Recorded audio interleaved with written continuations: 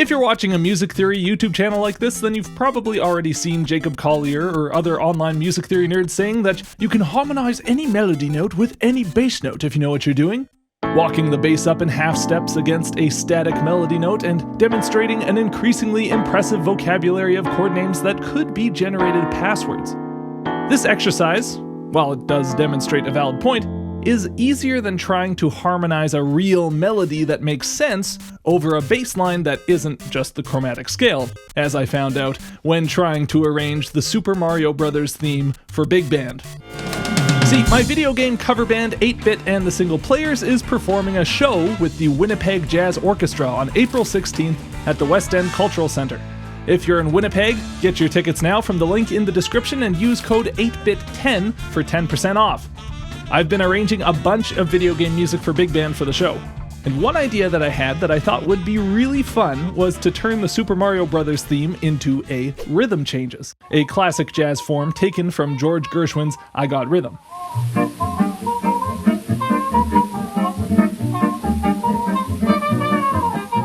The sound of rhythm changes embodies the youthful excitement of early jazz music, which is a perfect emotional fit for Mario. Now, once I had the idea, I thought the arrangement was pretty much done. I could hear it in my mind. It made perfect sense. All I had to do was write it out. But it was in the writing it out that I got into a little bit of trouble. See, the bridge section of the rhythm changes progression is just a big chain of secondary dominant chords. We have the 3-7 going to the 6-7, going to the 2-7, going to the 5-7, setting up a return back to the 1 chord to bring us back to the A section. The Super Mario Bros. B section has this twisty little melody that leads to those iconic chord shots on the 4th bar.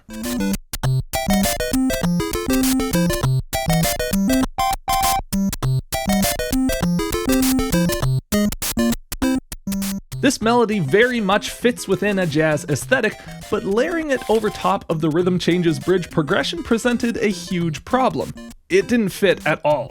I experimented with moving each phrase of the melody around to fit each chord. I tried changing keys going into the bridge, but keeping the melody in the original key. Nothing felt right. Every attempt around the problem felt awkward and like the music was compromising somehow. I knew I just had to sit down and grind out a harmonization that would make this melody work with these chords. What on earth was all my music theory nerdery for, if not to solve a problem like this anyway? So, in this video, I want to go over how to approach harmonizing any melody note with any bass line and making it work. Not in a hypothetical sort of way, but in a real world, this music has to sound right to an audience kind of way. To get there, we have to first understand how to analyze a melody, then we need to know how harmonizing a big band melody works, and then we can do some of the cleverest shoehorning I've ever done in my life. First, let's talk melodic analysis. When looking at a melody, any melody, some of the notes are going to fit within the chord playing in that bar, and some are not. The first thing we have to do is figure out where the melody lines up with the harmony. In this Mario melody, the underlying chord for the first bar is C major. Now, only 2 of the notes in the first bar fit inside a C major chord. The first note is the 5th of the chord G, and the last note is the 3rd of the chord E. So the next step is to figure out what are all the notes in the middle doing there. If we ignore the chromatic notes for a second, you can see we have a simple walk down from 5 to 4 to 3. This middle note is called a passing tone, and the function of this kind of note is to gently carry you from one chord tone to another. We have a starting point, a destination, and now a means of melodic travel. Bringing back in the chromatic offbeats, these are just a more advanced version of the same idea. The first note fills in the space between the 5th and 4th chromatically, in a motion we would label a chromatic passing tone, and then this other note is what we'd call a chromatic enclosure.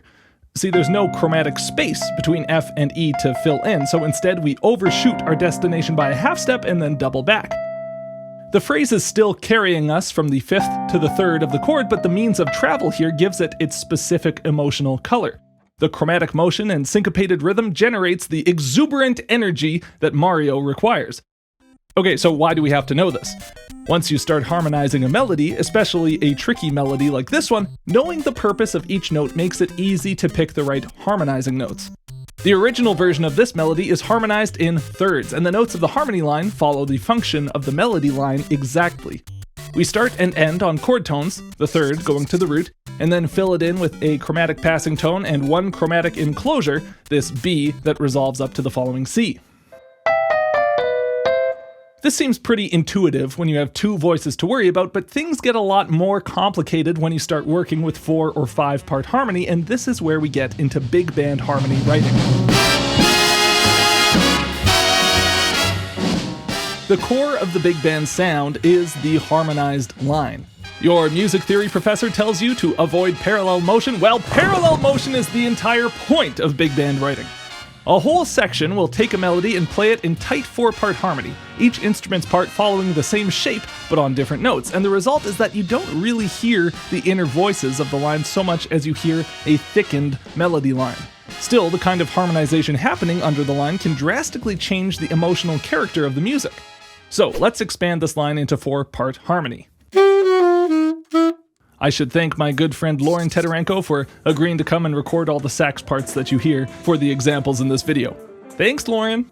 We know the first and last notes of the melody are chord tones, so we can just fill out each chord, adding whatever notes are missing to make these both into C6 chords.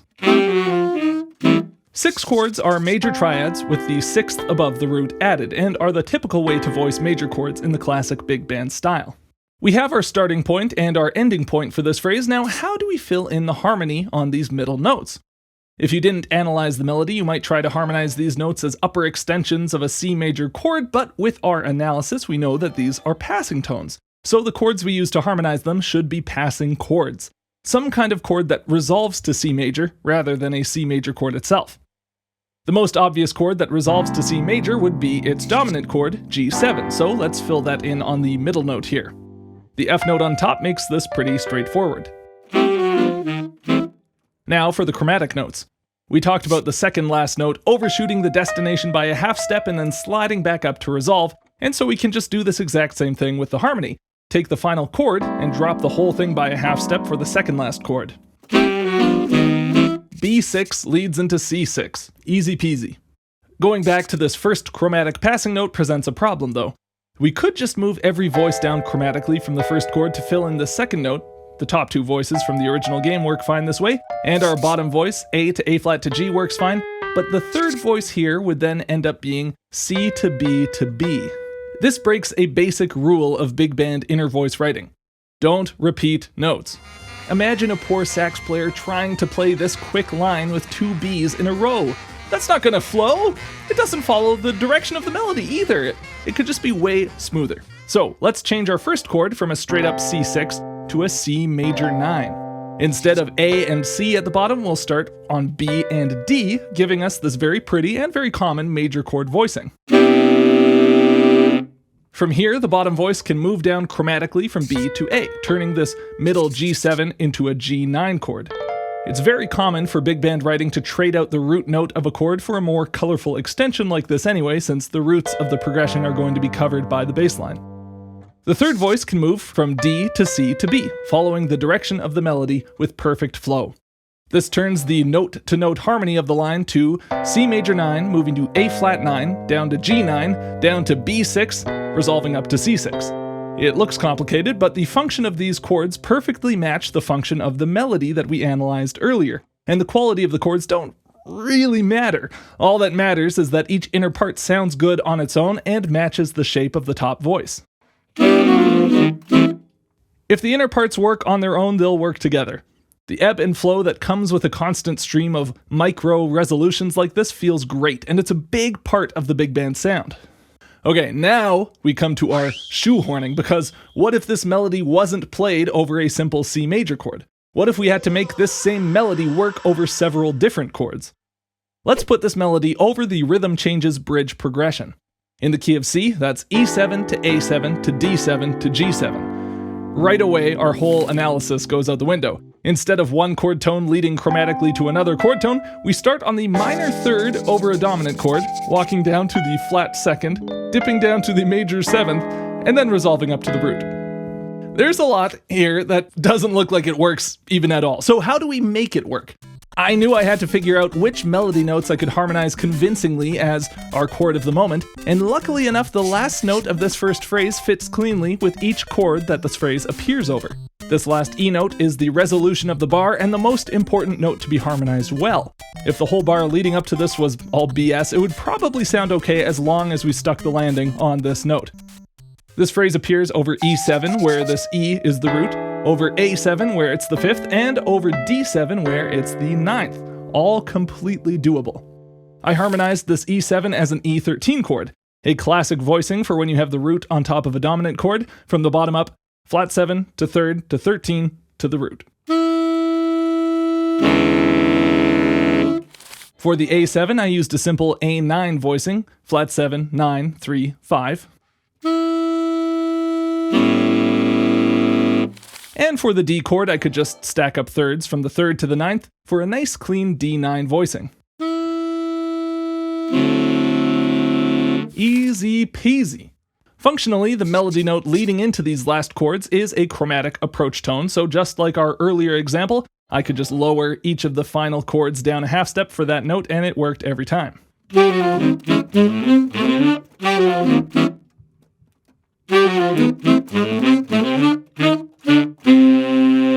That's already 6 notes accounted for.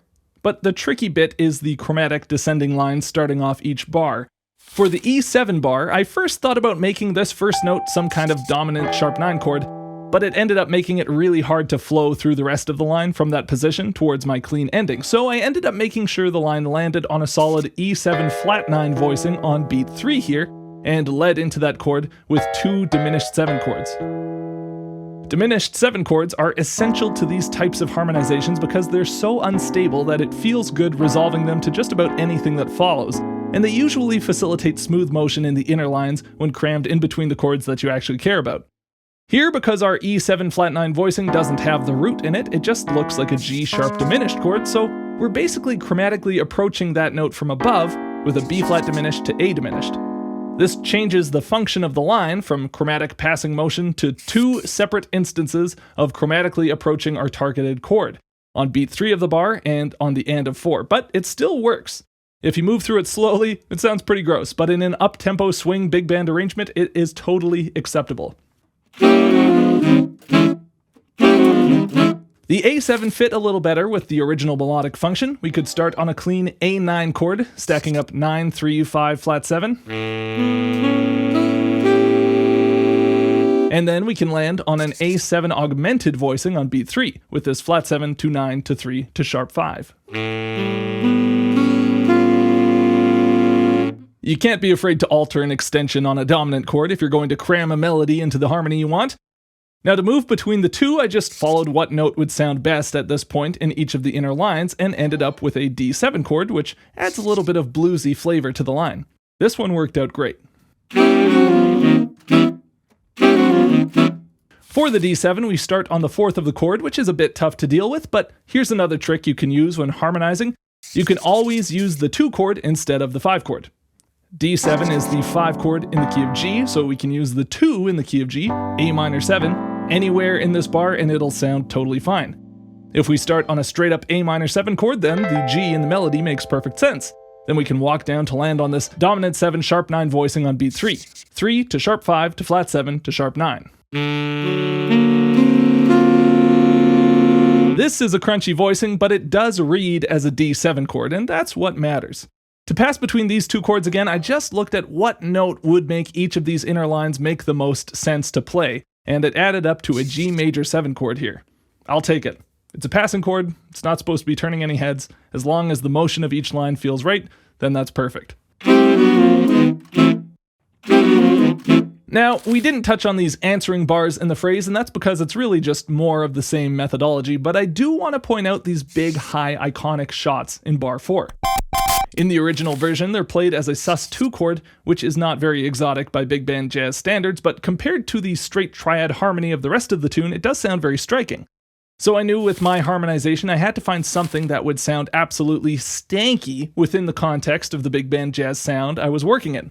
Since the melody jumps to a C natural here, and we're supposed to be on an A7 chord at this point in the bar, the obvious solution was an A7 sharp 9 voicing.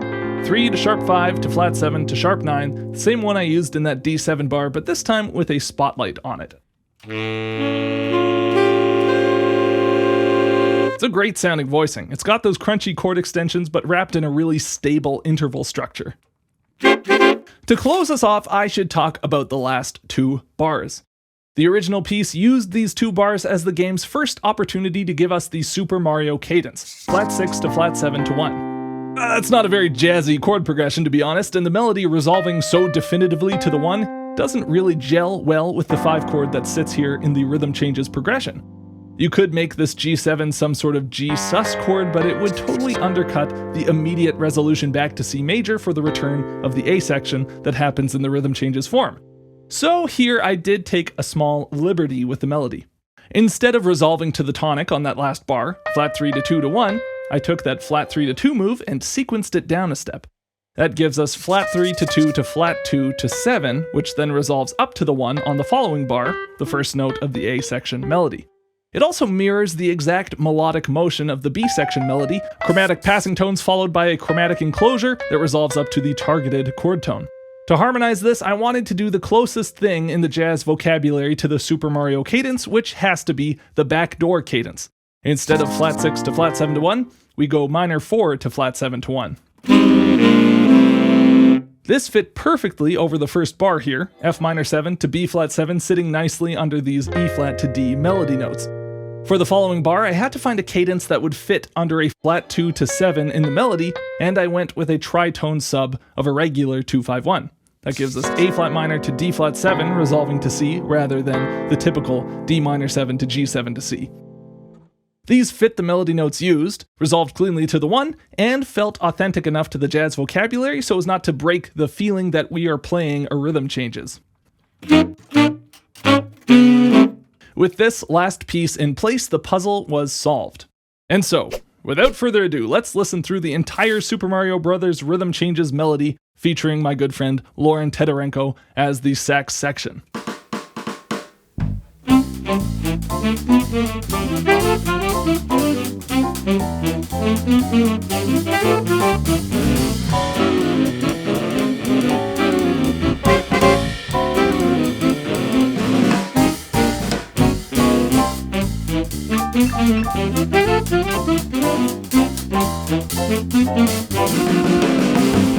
It wasn't easy, and this certainly wasn't my first iteration of this bridge, but I've landed on something that I think works. It may really be true that you can harmonize any melody note with any bass note if you know how to do it. This arrangement, which actually ended up turning into a full Super Mario Bros. Medley, is going to be performed by the Winnipeg Jazz Orchestra in April, and I am so excited for the show. I hope I'll see you there. Don't forget to use the discount code if you do buy tickets. I hadn't done much big band arranging before preparing for this show, and it's been a total blast getting to work out how to handle such a large ensemble, especially in working out harmonizing these melodies. It's so satisfying when you figure out how to put the puzzle pieces together to have every instrument locked into its own musical line while having them all slot together to make sick chord voicings. I'll put my Super Mario Bros. Medley big band arrangement up on my Patreon, so go support the channel if you want to see that. Thanks so much for watching, and I'll see you all in the next one.